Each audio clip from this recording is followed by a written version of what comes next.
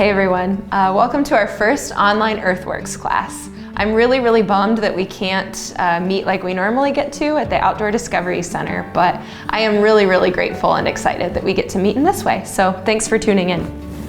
And today we are going to be continuing our lesson that we started a few weeks ago about fast fashion and consumption. And we will be making these different woven and braided and knotted strands so that we can create large-scale installations like the artist Sarah Kolar. So let's get started.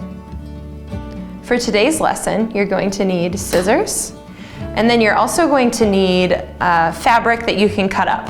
A few weeks ago we cut up t-shirts, but you're welcome to also cut up old sheets, different types of linens that you have around your home that you would be getting rid of anyway. And then you're also going to need a dowel. In our case, we are using a paintbrush, but you may also use a wooden spoon, a pencil, anything that you'll be able to attach fabric to knot it, braid it, and tie it. So a few weeks ago, we talked about the fast fashion industry and its effect on the environment and on people. And we learned some pretty shocking facts. We learned that the fast fashion industry affects our world and our people. It is second only to oil as the world's largest polluter. The production at the current scale that we have is pushing our natural systems to the limit. The fast fashion industry emits 1.2 billion tons of CO2 emissions each year. This is about 5% of global emissions, and it's responsible for producing 20% of global wastewater. And we make 63% of the clothes that we wear from petrochemicals, and these affect our waters and our oceans. And when it comes to people, the fast fashion industry produces 90% of our clothes overseas. And 40 million people who work in the garment industry today work under dangerous conditions in the fast fashion industry, and they work long hours for very low pay. So this affects both our world and our neighbors, both globally and locally. We're going to be looking at a variety of knots today. Just like in Sarah Kolar's work, she kind of weaves and knots different things together. We're going to be creating 3 different ways of putting fabric together with a Larks head knot, a loop knot, and with braiding. In order to begin a Larks head knot, you'll want 2 of your strands of fabric looped right next to one another. Make sure they're pretty even, and then you're going to take your dowel and put it right on top. From there, what you want to do is take the ends of your strip of fabric and pull them through. And this will attach them to the dowel so that you can begin weaving. And you'll do this with the other one. Now I know that we have been all about social distancing, but you want these knots to actually go right next to each other. And then what you're going to do is make sure that these are lying flat. And you're going to create almost like the number 4. See how that works? And then you'll put the sort of little end or leg of that underneath the far right strip of fabric. And then you're going to do the same with the other side. So you're going to do that, but you're going to actually go underneath all of these and pull it up through. So it will look like this. It looks kind of like a jumbled mess right now. But then you'll pull that through and you just pull and it creates a knot. Now you can make this as loose as you would like. You can also tighten it. As you've noticed in Sarah Kolar's work, she keeps hers pretty loose, but a variety is also very pretty.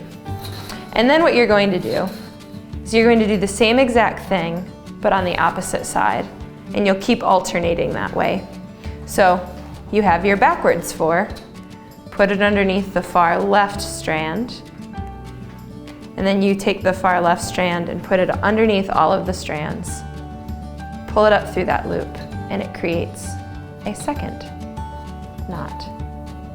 Repeat the process, and soon enough you will have a fuller strand of knots for your lark head knot.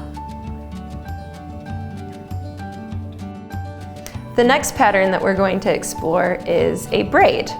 Many of you have probably done a braid before. We are making it a little thicker than normal by doubling up, and I'll show you what that looks like in just a minute.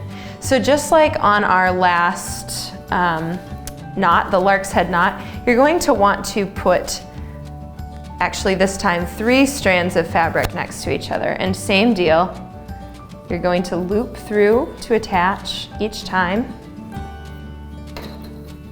so that they are attached firmly to your dowel. Don't forget what I said about social distancing. You can come closer. And then you're going to treat each one of these like one strand of the braid. So for those of you who have not braided before, the way that a braid works is you take the outside strand on one side, put it over the middle, and then under the next, and then the same sort of deal, over the middle, which now is this one, and under the next, and you continue braiding that way.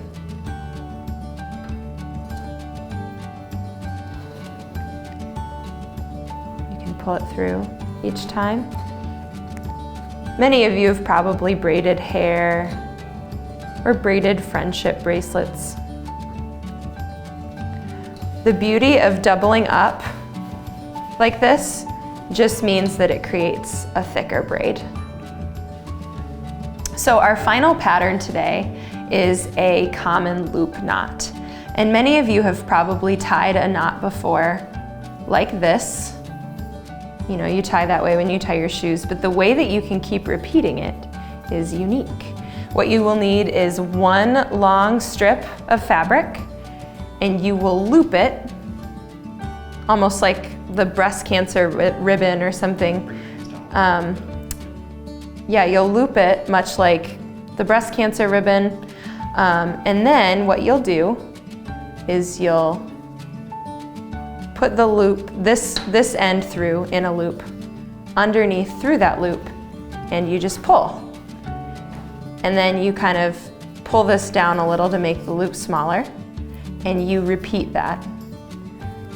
So you pull that up and through, and there's another knot. You can kind of keep monitoring the size of that. Pull that down and through and up. Now the beauty of this is once you get the hang of it, you can move pretty quickly. And you can make an entire string of loop knots, not noop lots, loop knots very quickly. And then to round out your loop knots, you finish with a common knot by just pulling that through. And then you have an entire line of loop knots. Once you have tried either or all of the Larks head knot, the braid, and the loop knot, just remember that you can put them together, tie them together, and create a large-scale web of sorts, much like Sarah Kolar's. And this can be as big as your bedroom or as small as the top of your table. Play with scale, have fun with it. As Sarah Kolar said, actions define the routes our lives take. Our routes are interconnected with everyone else's routes in strange and unpredictable ways. I find myself curious about the individuals who create the products that make my everyday life manageable. Many products today are assembled by machines. However, there are always human traces, components, and decisions embedded within every product. So some food for thought in light of that quote. Think about how you consume and why your consumption choices matter.